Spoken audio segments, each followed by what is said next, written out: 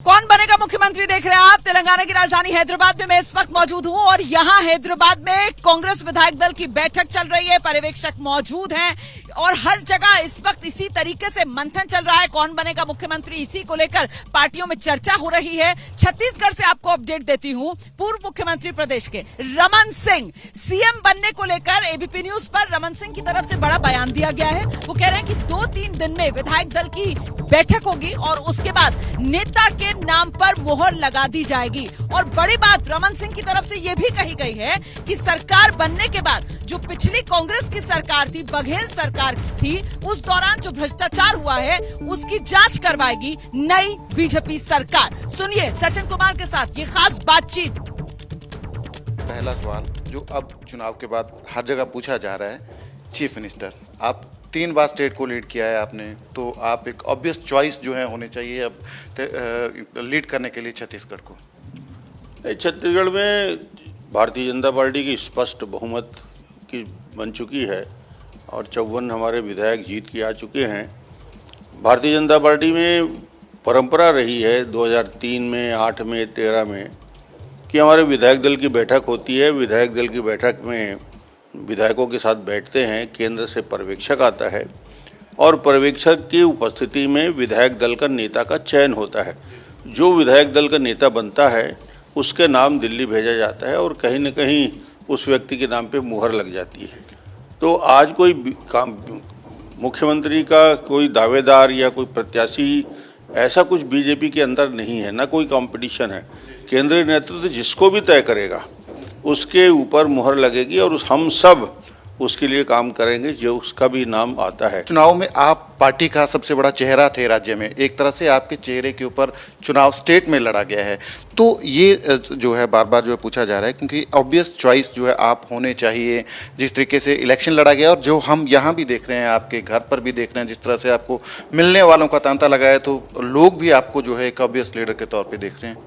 नहीं, लोगों का प्रेम है, 15 साल से 20 साल से हम लोग जुड़े हुए हैं, तो सब स्वाभाविक है, आते हैं, मिलते हैं। जो विधायक पद क्या हैं वो भी आ रहे हैं, अन्य संगठन के लोग भी आ रहे हैं, ये तो रहेगा। मगर ये कुल मिला के निर्णय 2-3 दिन में हो जाएगा कि छत्तीसगढ़ में भारतीय जनता पार्टी का दल का नेता कौन है और कौन मुख्यमंत्री होगा। आपने किस तरह से ये सारी कैलकुलेशन की थी कि छत्तीसगढ़ में बीजेपी की सरकार बनने जा रही है? जब नीचे स्तर में कार्यकर्ताओं से मिलने का अवसर मिलता है, जनता से सीधा संपर्क होता है और जो युवकों में, जो महिलाओं में जो उत्साह था और जिस प्रकार का वातावरण का निर्माण हुआ था, जबरदस्त अंडर करंट था। जनता परिवर्तन के लिए, भूपेश के चेहरे को बदलने के लिए आतुर थी। भूपेश के 5 साल के भय, भ्रष्टाचार और आतंक से छत्तीसगढ़ मुक्ति चाहती थी और इसलिए प्रत्याशी का नाम नहीं देखा, परिचय नहीं देखा, भारतीय जनता पार्टी को जबरदस्त रूप से समर्थन मिला क्योंकि 5 साल में ऊब चुकी थी छत्तीसगढ़ की जनता।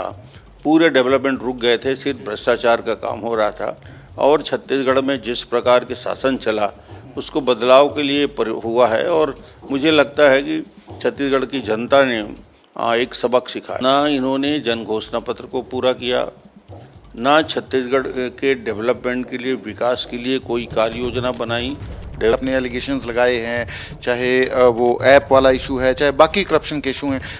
सरकार बनते ही कैसे इस सारे इश्यूज को परस्यू करेगी भारतीय जनता पार्टी की सरकार? नहीं, बीजेपी की सरकार बनने के बाद मुख्यमंत्री और यहाँ की सरकार करप्शन के खिलाफ हमारा तो पहले दिन से तय है कि हमारी नीयत भी ठीक है, नीति भी ठीक है, क्रियान्वयन भी ठीक करेंगे और जो इन लोगों ने नीतिगत गलत फैसले लिए हैं उसको संशोधन करने का अवसर हमारे पास रहेगा। तो छत्तीसगढ़ की सियासत से डॉक्टर रमन सिंह, प्रदेश के 3 बार के पूर्व मुख्यमंत्री, उनकी आवाज आपने सुनी। मैं तेलंगाना में मौजूद हूँ, हैदराबाद से पल पल का अपडेट दे रही हूँ और आगे छोटे से ब्रेक के बाद एक और चुनावी राज्य भी तो था ना। इन 5 राज्यों के चुनाव में जो सबसे बड़ा चुनावी राज्य था मध्य प्रदेश, वहां की सियासी हलचल भी आपको दिखाएंगे।